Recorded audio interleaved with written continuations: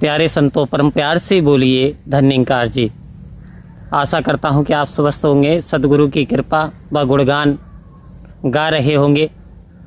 संत महात्माओं, पनिहारी पानी भर रही है और एक घुड़सवार आता है और कहता है कि मुझे प्यास लगी है, मुझे पानी पिला दीजिए। आओ संत महात्माओं, तो उसे पानी जब पिलाया जाता है, उसको संतुष्टि मिलती है,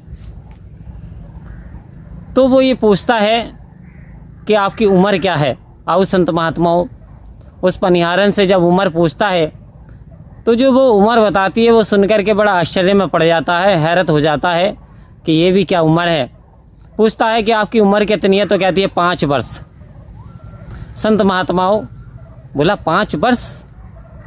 उसके उपरांत उसने पूछा तुम्हारी सास की उम्र कितनी है, वो कहती है 2 वर्ष। कहते फिर तुम्हारे ससुर की उम्र कितनी है, कह रहे 1 वर्ष। तो बोले तुम्हारे पति की उम्र कितनी है, बोले वो तो अभी अभी पैदा हुए हैं।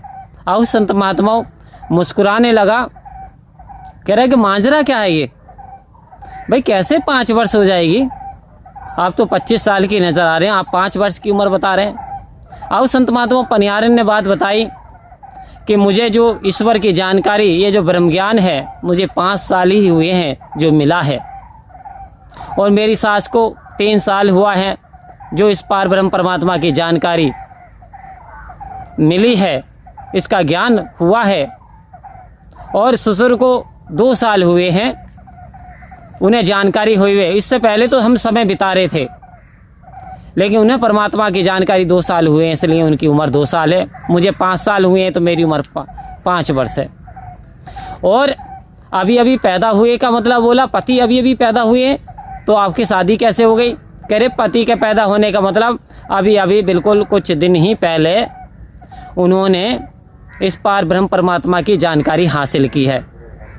तो आओ संत महात्माओं, वास्तविक उम्र इंसान की चाहें, कहते कि उमरिया बिता दे राम नहीं जाने, और राम नहीं जाने तो कुछ भी नहीं जाने। ता उम्र हम अपने कामों में लगे रहते हैं, कर्म करते रहते हैं। ये कर्म तो पशु पक्षी भी करते हैं।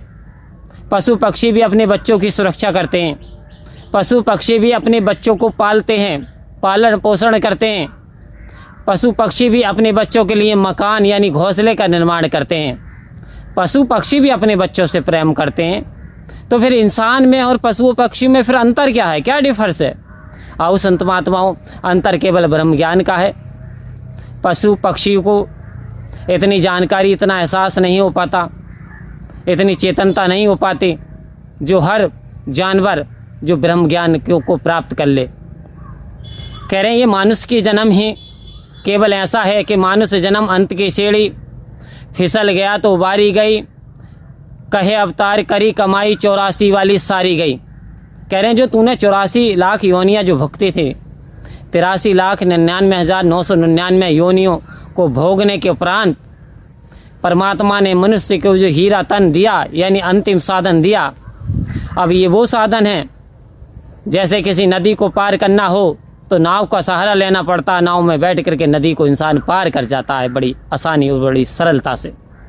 आओ संत महात्माओं, यदि इस भवसागर को पार करना है यानी मोक्ष की प्राप्ति चाहिए, तो ये जो जहाज है, ये जो नाव है शरीर, इसमें आत्मा सवार होकर के सफ़र करती है। तो कह रही अंत की सीढ़ी है, यदि इसमें भी जानकारी परमात्मा की ना कर पाए तो वास्तव में पूरा समय हमारा ऐसे ही निकल जाएगा, कोई लाभ होने वाला नहीं है। क्यों? जग की शोभा रहेगी जग में, काम न तेरे आएगी। आओ संत महात्माओं, जो जग की सुंदरता है, शोभा है, मान बढ़ाई है, आखिर जग तक सीमित है, जग तक रह जाएगी। बाकी फिर क्या, फिर आत्मा का साथी कौन होगा, आत्मा को मुक्ति कैसे मिलेगी, आत्मा का कल्याण कैसे होगा। तो आओ संत महात्माओं, कह रहे ये जो ब्रह्म ज्ञान जब हिस्से में आता है, जब इसकी जानकारी हो जाती है और जब हम इसका अभ्यास करते हैं कि तू ही निरंकार, मैं तेरी शरणा मैनू बख्श लो। हे पार ब्रह्म परमात्मा, निरंकार सर्वशक्तिमान हो आप, और मैं आपके चरणों में आ गया हूँ, मुझे क्षमा कर दो।